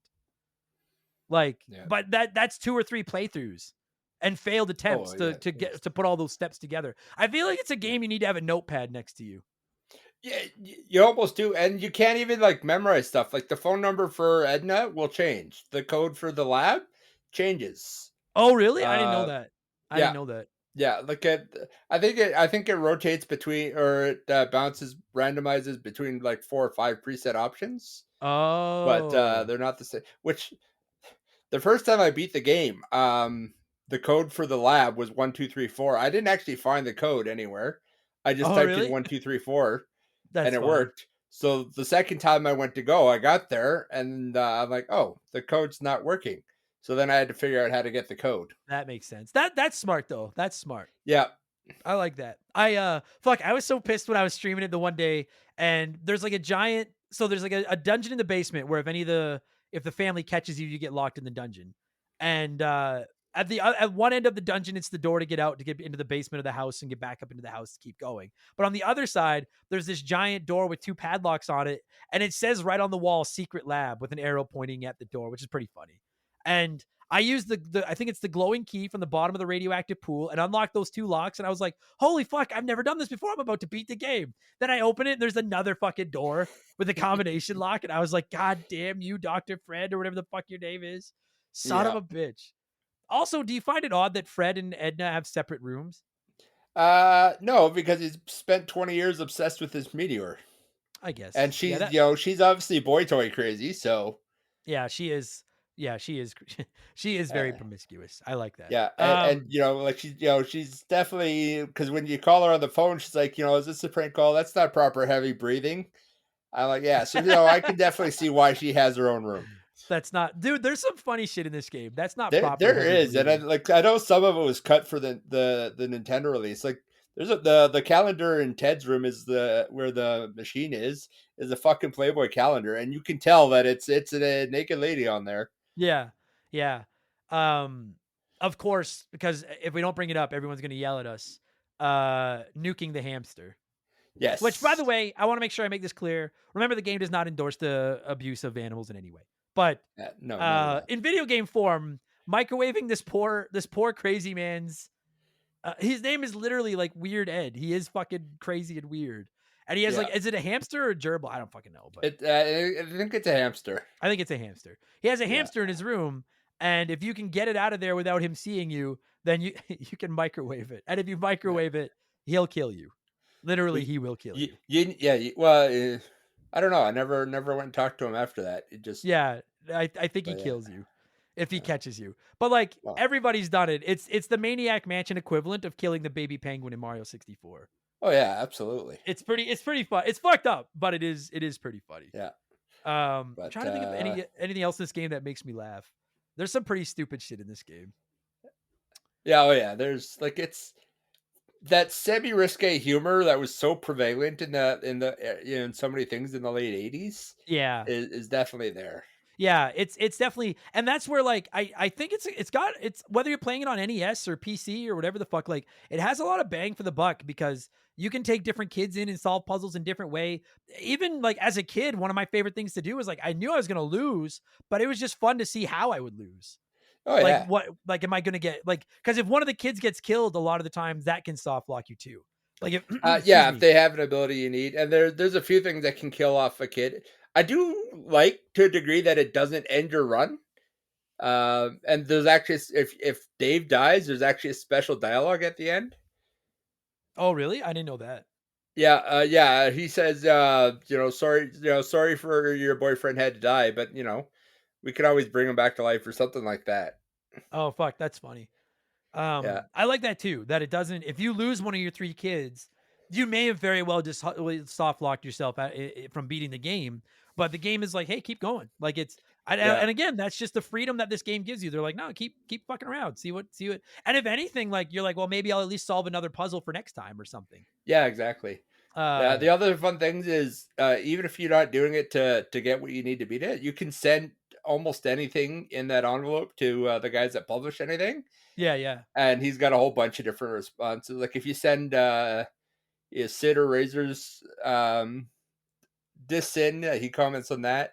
If you send the glass shattering record in, yeah, there's just all I didn't kinds of know that. random That's things. funny. That's Yeah, see, like, man, they fucking. I like. Are the graphic I like the didn't know that. graphics That are was one of the things I found out when I was reading up on it after I beat it. But Oh, yeah, okay. Like the graphics are fine, but it's not like this is the most mind-blowing video game you've ever played from that perspective. But the creativity and the ingenuity really really impressive, man, especially for a game in its era. Like they really tried their best to like it's not a sandbox game, but in a small way it almost kind of is. it's definitely one of those like for the technology they had at the time. This is almost as open world as you could get. Yeah, they're like get in there and fuck around, have fun, experiment. Like what's the Yeah, worst that's going to happen? You're going to blow up the you'll house blow and up the die and you house. start again. Yeah, Yeah, exactly. Yeah, I quite I a lot of respect for this game. Also, I'm not gonna say that this is the first game that ever did it because I'm not a gaming historian. I don't know, but like it's one of the first games I can remember with cutscenes. Like, I guess technically like Yeah, Pac-Man might be the first game with cutscenes, but like I, I like that the cutscenes in this one just pop up. Like you said, yeah, it's almost like there's an internal clock in the game while you're playing. yeah, yeah. Uh There's and sometimes they have stuff like there's or even they because I know it's either in one of the cutscenes or it's after you give him the package. Ed says something about he dropped a roll of film somewhere, and that's what makes the roll of film appear out in the front yard. oh yeah, yeah, yeah. That makes sense. Took me Um forever to figure that one out, but he actually yeah, does say something along those lines. okay, because I always thought, yeah, does this fucking roll of film just randomly show up? But that makes sense. Yeah, but Yeah, it's there's stuff like after you that. give him the package. Okay. There's stuff like the roll of film. There's stuff like it'll cut away to like you randomly get cuts to Dr. Fred in his lab, like laughing at Cindy and talking about how he's gonna, the meteor and him are gonna I don't know what the fuck. I don't know what his obsession like he's gonna make Yeah, love to they this meteor yeah, or he what. keeps referring, or telling the tentacles, "Stop playing with the experiments." Yeah, yeah. You get like Uh, even at the very beginning of the game, Ed is in his room and he's like, "Man, I'm hungry." And you can go down and get the cheese out of the fridge before he gets there, and then he's mad that there's no more cheese. yep. I always And they thought you just could give him the cheese if he catches you, but he still throws you in the dungeon. He just says, "No, yeah, thanks." I tried that too. So I don't understand what the Yeah. point of taking the cheese is other than just piss Ed off. So for the green tentacle, you can either give him the bowl of fruit or literally every other piece of food. So Like the rotten the old turkey, roast, the yeah. broken ketchup, like it's literally everything. Oh, okay, that makes sense. Because I was wondering with because there are a few, like, red herrings. There are a few items in this game There that is don't a do shit anything. ton. That's one of the issues I have with this game. Is like even most point and clicks, they usually have a couple, but for the most part, anything you picked up at some point will be useless. This one has a lot that don't Right. do anything. The chainsaw has absolutely no purpose.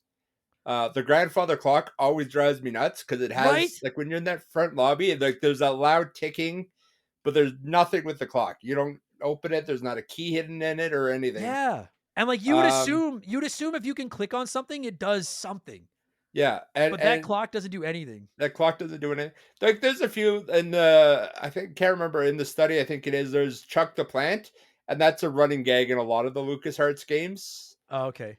Like so, which apparently, but there's so many things that have no purpose in this. Right. And they're like, 1 or 2 is like that chainsaw drove me crazy because 'cause I'm like, "This chainsaw must be Yeah. critical," but nope. Chainsaw never Apparently, there's another game where one of the things that you can pick up is gas for a chainsaw, but there's no chainsaw in the game. I was reading it. I guess that's Zach McCracken. Yeah. Okay. Yeah. You find gas and he's like, "Oh, this is for a different game," or something like that, which is fucking that's pretty Yeah. funny. That's pretty Yeah. dope. But it Yeah. can be in a game that like cuz I consider this game pretty tough. Like not from a Oh, for sure. not like obviously it's not a platformer, but solving the puzzles this is a tough fucking game. To also fuck with you by putting in things that don't do anything is Yeah. funny but also pretty vicious. Yeah, and just about every point and click that came out after that dialed that back a lot. Like you might have what couple things that are red herrings, Yeah. but there's definitely not as many as you would normally get. It must be tricky because like I mean, I assume that like not even necessarily a speed runner, but like you probably beat this game in under an hour if you know what to do. Oh, easy. And so like they had to pad the length of it a bit, and I'm sure that putting in all these fake items is a way to do that. But when you're trying to solve it, boy, it can be frustrating when you're like because your inventory system sucks to begin with, and then your inventory Yeah, system is cluttered with all these things that like that you can't use, you don't need, you can't drop stuff, which is kind of yeah. frustrating. Like I Uh, mean, I get it because you don't want to be able to drop something and then oh well, fuck. Now I need that. But sure, sure. uh, that's the other purpose I used for Dave. He held all my useless items. Oh yeah, every time you Once I was done that's with smart. something and didn't need it anymore, then I gave it to him. Yeah, get caught, go down to the dungeon, unload all your crap on Dave, excuse me, and then head back up and continue while Dave just stands there holding that brick. Fucking Yep. useless. I've never met a good Dave. I know we have Daves that listen to this. Daves are just the most useless fucking people. Yeah. One of my best friends is Dave. I hope he hears this. There's one Um, Dave out there. You're awesome. The rest of you are suspect. yeah, you fucking weirdos. And you, yeah, and I want all the different Daves in our community now to be like, fuck, am I one of the useless ones? That's my goal here is to Yeah. divide and Well, conquer. I'm trying to. Oh, and shout out. Not only is this game one of the first ones with cutscenes, they're skippable. Oh, fucking beautiful. You Massive can go, respect. you hit whatever it is on the Nintendo, you hit escape on the computer. Yes, Yeah. massive respect. You just mash B, and the cutscene is over. Yeah. Huge fan. Huge fan. See, Huge they fan of that. started it off right. Where did we go wrong? Yes. Fuck. Goddamn fucking cutscenes. I'm trying to think. Like, there's a lot to this game, but like, I don't want to sit here and just explain how to solve every puzzle. Because if you've never No. played this, I really hope we can convince you to give it a chance. Yeah. Is there any puzzle in particular that jumps out at you that you really enjoyed? Give me a chance to think on that. What about you? Uh, fuck. The whole reason I asked that is because I had one, and now I'm blanking on. I Oh really boy. like the dealing with the man-eating plant. You have to give it the Pepsi to stop to burp, so it doesn't try to eat you, Yeah. and you have to specifically give it the radiated water from the pool. Yeah, and that's one of those ones that like I did solve and I don't know how. Yeah. Like, Well, what drove me nuts is because if you fill up the jar or the sponge with regular water, it says jar with water, sponge with water. yeah. And same if you fill it up with the pool water. But the Right. pool water is radiated, which if you use the pool water apparently to steam open the envelope, when you open the microwave, you die. Oh, really? That's Yeah, funny. I haven't tried that. Which I mean, I guess makes sense. Yeah, it does. I mean, as much as logic works in this game, Yeah, but I don't microwave jars of yeah, water out of my radioactive pool. if they had called it radiated water or something like that to differentiate it. Yeah. Because also at one point, like I had the jar in water. I'm like, oh, I know, I remember I need this later. And then I got up to that point and I had those two things. I'm like, well, shit, I don't remember if this is regular water or radiated water. Right. And it doesn't, dude, I don't even think the pool itself, when you first discover the pool, if you haven't drained it yet, you can't get in it because the players are like, I don't want to get wet. But they don't say Yeah, anything about the water being radioactive. yeah, exactly. Like Like, you wouldn't there's know that nothing to until you tell you drain the that pool. water is different. And there's so many other places you can get water. Like you can get it from Yeah. the sink in the bathroom. You can get it from the kitchen. I guess it's just those two. Possibly from the shower if you get the handle. But Yeah. But if you want to grow that fucking plant upstairs, then you're right. You need to know to go to the radioactive pool, get the radioactive fucking water. yeah, And it's like, how would anybody know to do this? Like yeah, it's I think it's clever, but it's also this whole yeah, game is just fucky, man. that It's a one. hard fucking game. But I don't know, a puzzle that I really like. Uh fuck. Eddie, oh, actually I quite cuz I thought this was one of the clever ones that I actually figured out. I like when you take the record that's just that high pitched screeching, turn it into a cassette tape with the cassette recorder, then take the cassette tape down, put it in the other cassette player, and use it to shatter the chandelier that has a key in it above you. oh yeah, yeah, to get the I, key for the dungeon. yeah, I Which felt like that was one where I'm like, this isn't like figuring out to take the water in the envelope and put it all in the microwave and nuke it to get the like I don't know if I ever would have solved that, but to be like, oh, uh I've got this high pitched because when you take that high pitched record and put it on the record player, it shatters the vase on top of the piano. And then there's a yeah, cassette tape recorder underneath, and there's a cassette player downstairs. So it's you kind of walk through it and realize, like, oh, if I put the cassette tape in here, I could record that high pitched noise. And then what happens if I played in that other cassette? I didn't think I was going to shatter the chandelier, but I'm like, there must be a reason that I could play this in the other cassette player. And then you realize, like, oh, it shatters the chandelier, and there's a key hidden in the chandelier. I thought that yeah. was You like that to me is you can see the key on the chandelier. Like after you know it's there, it's really obvious, but you can see the key sure. on the chandelier. Yeah, that's maybe one of my favorite puzzles in the game. I think that's Yeah, actually no, really, that really is a good clever. one. I found that one out. After when I saw it shattered the vase, I'm like, I'm gonna go play it on the one downstairs. I just thought it would be something funny. Me too. I thought And they then were it gonna turned out, make a comment about the oh shit, Dr. Fred's gonna be mad now, yeah, and then it turned out but like, or oh no, something it was like actually that. really important. So, But and then yeah, I don't know. I guess we're kind of just I don't know what else there really is to say without going into all the puzzles. I just yeah, clever game. It's funny. It my only real knocks on it, I guess, are I do think some of the puzzles are a little bit. I don't want to say too hard. That's just stupid. But they're just. I'm like I don't know how anybody would have solved this before the internet is one of them. yeah, And And the other thing is just, and again, it's a product of the times. I'm not going to dig in any points for it. It can turn into a very tedious game. Yeah, There's a lot and of it, backtracking and and it's repeating and stuff. yeah, and it's dumb things like to fix the wires for to turn on the arcade machine. Oh, You have to have somebody there. Then you have to have somebody in the basement to pull the breaker, and yes. then I think you actually have to have the flashlight when you go to fix it. Otherwise, they just say, "I think that'll work." I Yeah. never actually tried putting the quarter in. No, I When didn't either. Yeah, I never tried that either. But yeah, like yeah, there's these wires in this dark room in the attic, and so you need to you need to find the tools, put someone up there in the attic, probably with the flashlight with the old batteries in it, then have another kid down in the far basement turn off the breakers, then go back to the kid up in the attic, use the flashlight to see, use the tools to fix the wires, which I did when I was streaming it, then go back to the kid in the basement and turn the breaker back on before the house blows up. That's where things went wrong for me, was forgetting to turn the breaker back on. yeah. Well, it has that cutscene of like the doctor telling the purple tentacle to go and look on things, and especially if the purple tentacle catches you at the breaker, he'll throw you in the dungeon. Right. But Yeah. they don't fix the breakers No, afterwards. he doesn't fix the goddamn breakers. Fuck.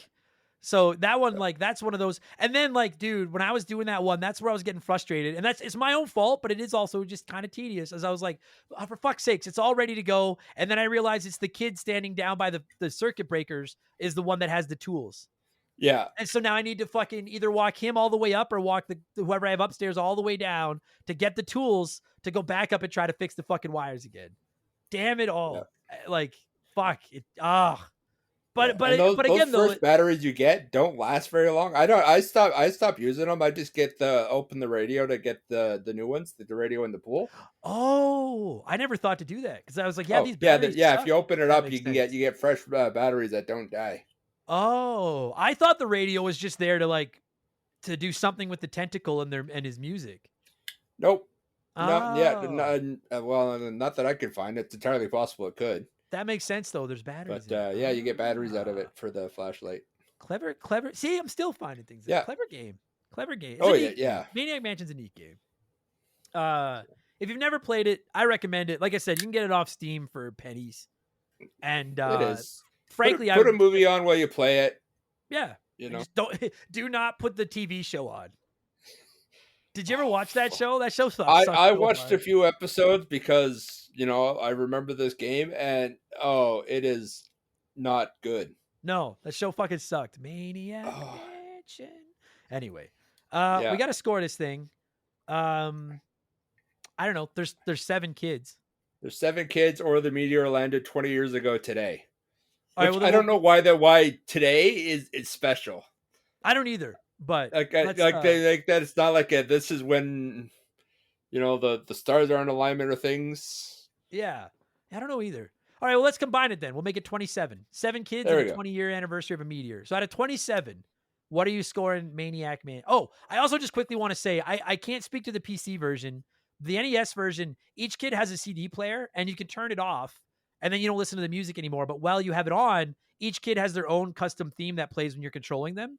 Some of the music in this game is really fucking good. A lot of the music, Green Tentacles demo tape, and both the music that Sid and Razor play at the piano is pretty Yeah. good. Yeah. So, like, especially for how old it is, there's some great fucking music in this game. Yeah, If I didn't shout that out, people would have yelled at me. So, all people right. are gonna yell anyways. Oh, they're gonna yell anyway. Yeah. Didn't you know that you could get the wizard's key without the dungeon? Whatever the fuck. Daniel, out of 27, what do you want to give Maniac Mansion? 20 years and 7 kids. I'll go with a 20. All right. It set a lot of the groundwork.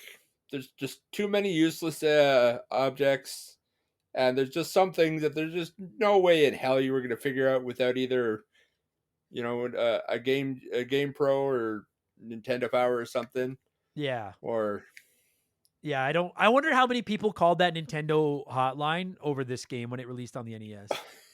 Like, they must have made bank. I bet you that's the whole reason they ported it to the NES was for that to get kids calling that fucking hotline. yeah. Yeah, I'll give it a 22. I think it's just it's not my preferred flavor. I love puzzle games, but I don't know if I have the patience to play this one over and over and over again. But it really does a lot right. It's groundbreaking. I think it's incredibly inventive for a game as old as it is. And Absolutely. I think it's funny. And I really like Weird Ed. I like Weird Ed a lot. Guy loves hamsters and cheese. Yeah, You know, how can you go wrong with that? explicit taste. So no, really, really good game. It's funny. I like it, and I recommend you play it. Yeah, Daniel, go and play the game, people. absolutely. You got anything you want to plug? The only thing I can think of is, I've got a T Public store. Go buy a shirt. Every time you buy a shirt or something, it gets me a coffee, Yeah, and I really, really like my coffee. yeah. Coffee's the shit. I'm gonna go make So, another. and We're recording this at. This might be the earliest I've ever recorded to remember the game. We started this at like 8:30. So yeah, I think I'm gonna go get a coffee out. And like before everyone's like, you lazy cunt. Like I'm up at like 6:30. I just don't usually do the podcast until lunchtime. So yeah. uh Gotta wake up and have your first coffee, and yeah. yeah, And no, that's where I I'm going totally right get after it. this. It was for round 2. But yeah, Yeah. I'll get Adam to post the link for that one. Spoiler alert: there's actually, before Adam had merch, the unofficial merch store is in there. That's true. Yeah. That was our first merch. You're right. Yeah. Yeah, Yeah, there's a couple of them. check it out. I'll put a link in the description of this podcast, pending Daniel sends me it. And buddy, good talking to you. That was fun. Maniac Mansion. We probably should have Yeah. covered this one on the show a long time ago. I'm glad we finally got to it. Good job. Me too. It was a lot of fun replaying again. Yeah, I and didn't realize how nostalgic I was for this game. same here. And I hear some of you. I know there's other point and click games that people want covered on the show.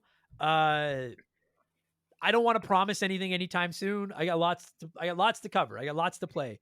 But I just want to make it I just want to say, like, I hear you, and I'm not writing off doing more of these down the road.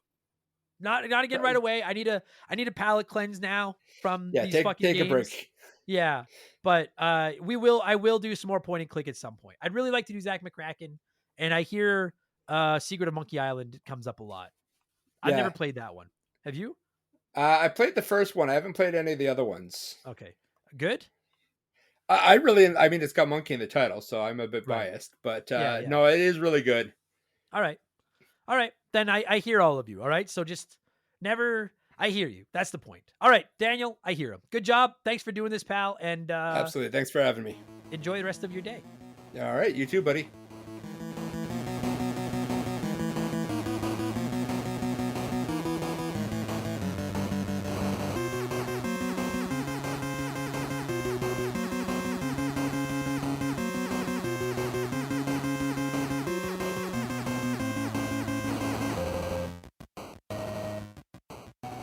And that is going to do it for this week's episode. Daniel, thank you so much for giving me a call and talking Maniac Mansion. And every single one of you maniacs listening to this show, whether this was your first RTG or your 289th, thank you so much. I really appreciate it. I really do. There's a lot of retro gaming shows out there.